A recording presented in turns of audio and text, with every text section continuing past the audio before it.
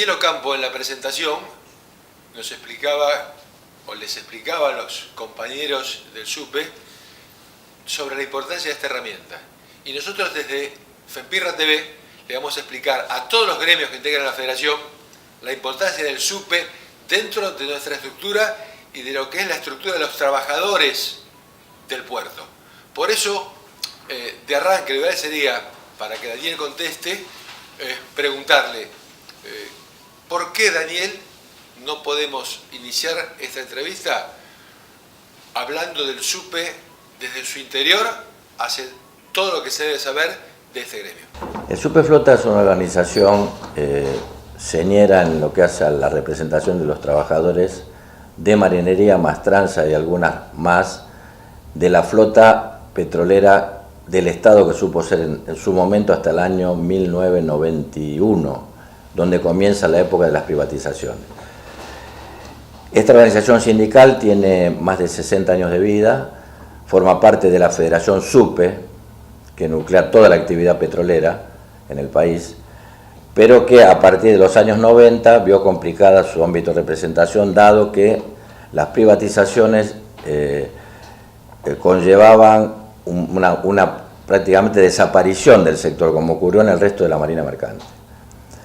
En ese caso, muchos de los trabajadores que formábamos las filas del SUPE Flota decidimos intentar algo casi utópico, que fue el ser dueño de nuestro propio destino. ¿De qué manera? En esa época los buques los tiraban en los muelles, no solamente en YPF, sino en ELMA y las demás empresas. Fue una desactivación absoluta de la marina mercante. Y en el caso nuestro nos juntamos varios compañeros con un sueño, que fue el de intentar hacernos cargo de algunos barcos para seguir dando trabajo, pero fundamentalmente para no quedar en la historia de la desaparición de nuestra filial. O sea, ahí directamente la filial desaparecía al desaparecer la flota. O sea, en el caso nuestro, nuestra vocación no pasaba por ingresar a un negocio determinado, sino no quedar en la historia de ser quienes entregaban prácticamente el gremio y a su vez con tanta cantidad de compañeros sin trabajo.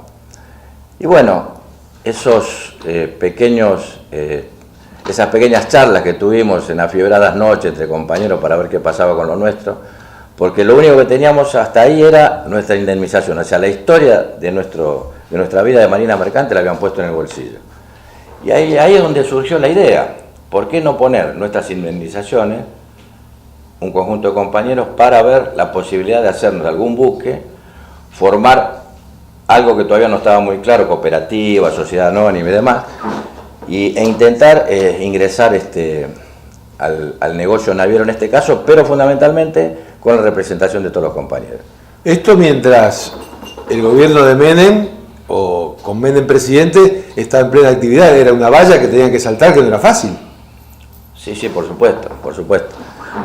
Más que valla era un tsunami, era una hora casi de tsunami, porque era imposible que a gente que provenía del mundo del trabajo se le diese la posibilidad de ingresar a una actividad de rancia estirpe históricamente, porque éramos algo así como negritos, que ingresábamos a un negocio, en este caso, casi desconocido, pero sin embargo lo intentamos, y bueno, sería muy largo de contar los prolegómenos de tarifas y demás, cómo estaban infladas las tarifas en ese momento aún en el Estado, toda una cuestión deliberada para llevar una esta descomposición a YPF y entregarla como la entregaron. O sea, todo lo que pasó anterior a la privatización fue deliberado, para que algunos personajes televisivos, como está volviendo a ocurrir nuevamente, dijeran: doña Rosa, esto hay que entregarlo, esto es una barbaridad. Bueno, YPF no daba pérdida, la flota no daba pérdida en absoluto. Y nos dimos cuenta mucho más cuando tuvimos la posibilidad de generar transporte a través de algunos buques que se nos cedieron por 4 años con flete y a pagar en cuotas. Pero a su vez, pusimos todas nuestras indemnizaciones, una gran cantidad de compañeros, para hacernos de otros barcos sin flete, o sea, no tenían carga. O sea que fue una aventura bastante intensa, ¿no? Le llamaríamos. Y sin embargo resultó porque lo primero que observamos fue al ingresar al mercado de transporte que los negritos eran unos bichos raros, pero porque por otro lado no sabían dónde estaba la cola y dónde estaba la cabeza, o sea, no sabían por dónde pegar, decían estos tipos dónde salieron. Y bueno, ¿qué fue lo que ocurrió? Porque ¿quién le da trabajo a una empresa naviera? El trabajo se lo dan en este caso las petroleras. Las petroleras tienen un flete cautivo, o sea, no hay que generar cargas por ahí, sino que el flete cautivo es cierta cantidad de hidrocarburos de determinado modalidad para transportar, y se dieron cuenta que los trabajadores cuidaban el barco más que a su casa, que cuidaban el barco más que a su familia, porque era la fuente de trabajo que les iba a permitir crecer y desarrollarse, ¿no? Y bueno, ahí empezó esta aventura. Esa etapa de crecimiento, traslademos, un bebé tiene un determinado crecimiento, deja los pañales, gatea, de la mano de los mayores comienza a dar sus primeros pasitos. ¿A ustedes cuánto tiempo le llevó? Un bebé camina al año y pico, 2 años, ya camina solo. ¿Ustedes en cuánto tiempo? Bueno, lo primero que notamos fue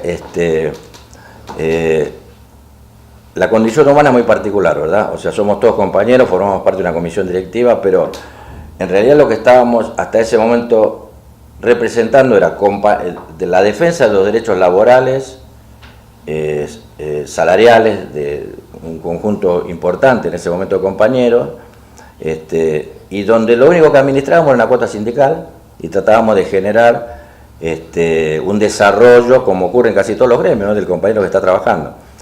El problema surgió cuando se puso la primera factura arriba de la mesa. O sea, la condición humana a veces...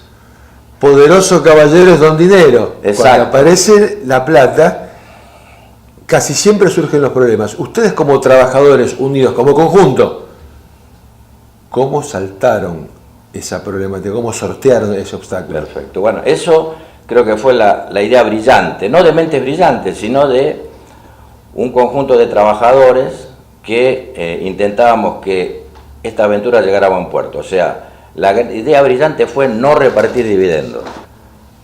O sea, se determinó que toda factura que ingresara al emprendimiento no reparta dividendos, sino que se reinvertía permanentemente en nueva construcción de buque. Eso fue la solución. Sin la plata arriba de la mesa, la gente no se pelea. O sea, ¿por qué? Porque hay ideales, porque hay emprendimientos que fundamentalmente nos llevaban a ver cuál iba a ser el próximo barco. Y eso se lo ofrecimos a las petroleras. Las petroleras no podían entender que este grupo de negritos, como muchos nos llamaban, empezara a construir barcos. De hecho, se producen las primeras construcciones en el país después de 18 años en que no se había hecho absolutamente ninguna. Se hicieron en el astillero Domé García, se construyeron 6 barcazas de última generación. Es ahí cuando se toma una decisión, creemos que fue señera en su momento, que fue la de no repartir dividendos. Fue una decisión uniforme, o sea, todos estuvimos de acuerdo. ¿Y qué fue lo que ocurrió a partir de allí? O sea, la rentabilidad que ingresaba se reinvertía permanentemente para nuevas construcciones. Esa fue una decisión tomada por las asambleas de accionistas que están formadas por trabajadores.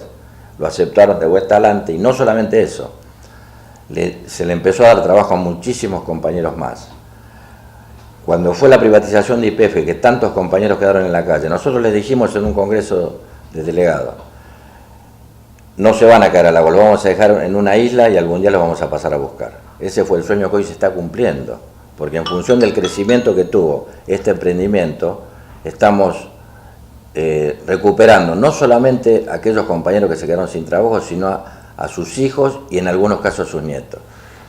Mientras suenan los teléfonos, porque estamos en vivo trabajando en un ámbito de trabajo como es un sindicato y no podemos parar el sindicato para la entrevista, cerrame en esta parte cómo está hoy, dónde está hoy, llegaron a buen puerto, los buques flotan normalmente, ¿crees que van en busca de más?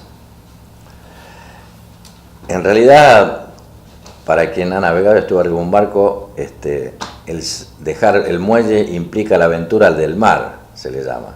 O sea, hay acaecimientos permanentes. Tenemos que reconocer que esto es una lucha permanente. O sea, todos los días hay que pelear el flete, hay que pelear una reparación, o sea, hay que estar atento en todos los órdenes, y a su vez atender a todos aquellos compañeros que hacen fila para trabajar y aquellos que están trabajando para proteger sus derechos. Seguimos navegando, como decimos, o sea, algún día arribaremos a buen puerto, algún día arribaremos a buen puerto. A veces las cosas no se tornan en el ámbito político y demás muy sencillas, dado que uno depende, en este caso, para darle trabajo a nuestros compañeros de los clientes. Y bueno, hoy creemos que hay que apelar a la creatividad. Y a la creatividad vamos a apelar porque vamos a hacer un corte, pero no con Daniel Ocampo en definitivo, sino para que ahora nos explique, con esta experiencia, cómo es la participación activa que tiene el sindicato dentro de la estructura de la FEMPIRRE.